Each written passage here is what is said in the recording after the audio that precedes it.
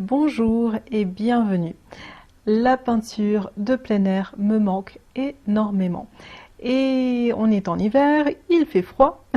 Et s'il ne faisait que froid, en fait, il pleut sans arrêt pour vous dire. Donc ça ne me donne pas du tout envie de sortir, de risquer de me mouiller. Et moi, je supporte très peu l'humidité. En fait, je trouve que c'est beaucoup plus froid le ressenti que s'il faisait juste froid avec un peu de neige. Donc du coup, je profite du confort de mon intérieur à peindre des photos que j'ai prises personnellement de mes vacances. Donc il y a des paysages bretons, mais également un paysage d'Arcachon en haut à droite. Donc là, ma dernière petite carte postale, c'est un paysage breton que je vais peindre. Je vous ai montré la photo juste avant. Donc j'ai préparé ma palette. Alors comme vous pouvez le remarquer, j'ai décidé de peindre avec une palette qui est très limitée. Donc ça a été le cas pour toutes les autres. J'essaye de ne prendre qu'un seul jaune, un rouge, un bleu. Et là j'ai rajouté bien entendu le terre d'ombre brûlée parce que, regardez, je n'ai pas de noir. Alors la dernière fois que j'ai essayé d'utiliser le noir, je n'ai pas utilisé du tout. Donc j'avais gâché cette petite pointe de noir que j'avais mise sur ma palette. Donc du coup, je me suis dit, bon, autant les reproduire avec un terre d'ombre brûlée et mon bleu outre-mer si j'en ai besoin pour les couleurs un peu plus sombres. Et ça passe en fait, hein, c'est vraiment très pratique. Je me réserve quand même le noir au cas où si je veux faire des verts très très foncés, vert bouteille. Donc je le garde quand même dans ma petite pochette de plein air. On ne sait jamais. Alors pour commencer, vous avez pu le voir, j'ai réalisé tous mes mélanges sur ma palette avant de poser la moindre peinture sur ma feuille. Donc ça me permet d'éviter d'avoir à m'arrêter sans arrêt et de rompre ce processus créatif qui est assez fatigant, je dois dire. Je n'aime pas du tout peindre, m'arrêter, rechercher la couleur, peindre, m'arrêter, encore rechercher une autre couleur. Donc je trouve ça totalement inutile, inefficace parce qu'on risque de se tromper. Et là en fait je me trompe pas, on va dire, dans le camailleux, dans les couleurs qui vont bien ensemble. Donc je compare un peu à l'œil nu, ça se voit de suite, hein, les couleurs qui vont et qui ne vont pas, qui sont un peu trop vives, etc. La majeure partie de mes couleurs sont sur la palette, c'est-à-dire que je suis assez méthodique, je vais du haut, je regarde toutes les couleurs qu'il y a dans mon ciel par exemple, et je redescends la ligne d'horizon, quelle couleur elle est, je reproduis toutes les couleurs qu'il y a, et je redescends ainsi de suite sur le sable, etc.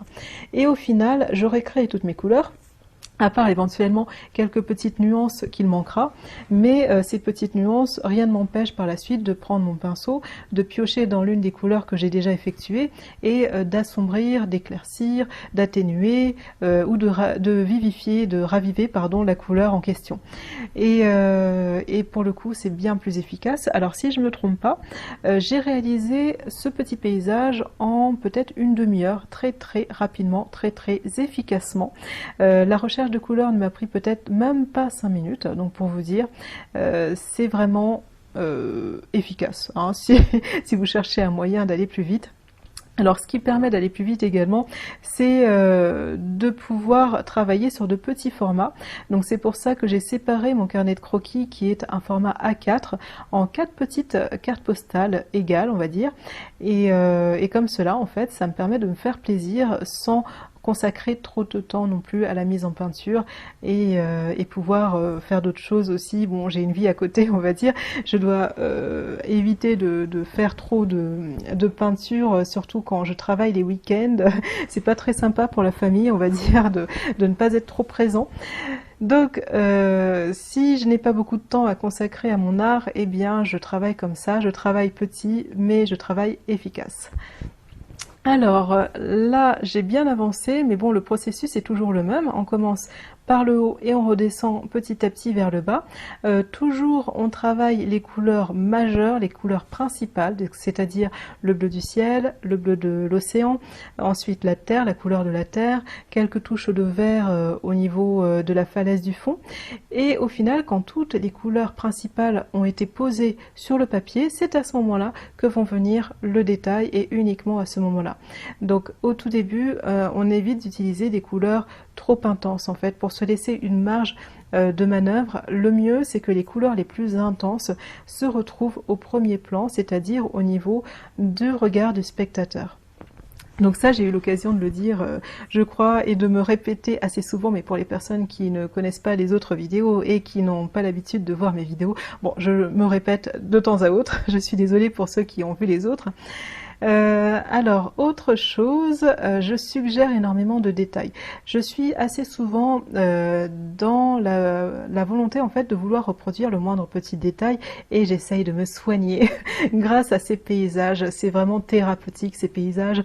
Donc là, si vous essayez de faire le moindre petit détail du paysage, alors déjà d'une, ça va pas être forcément très joli parce que ça va faire un peu trop chirurgical, vous savez, précision chirurgicale, précision d'architecte, mais l'architecte fait des dessins qui ne sont pas forcément beaux, il fait des dessins qui sont, comment dire, paramétrés, qui sont vraiment calculés, donc on retire un peu toute cette chaleur et toute cette émotion qui peut découler de la vision de l'œuvre, on va dire.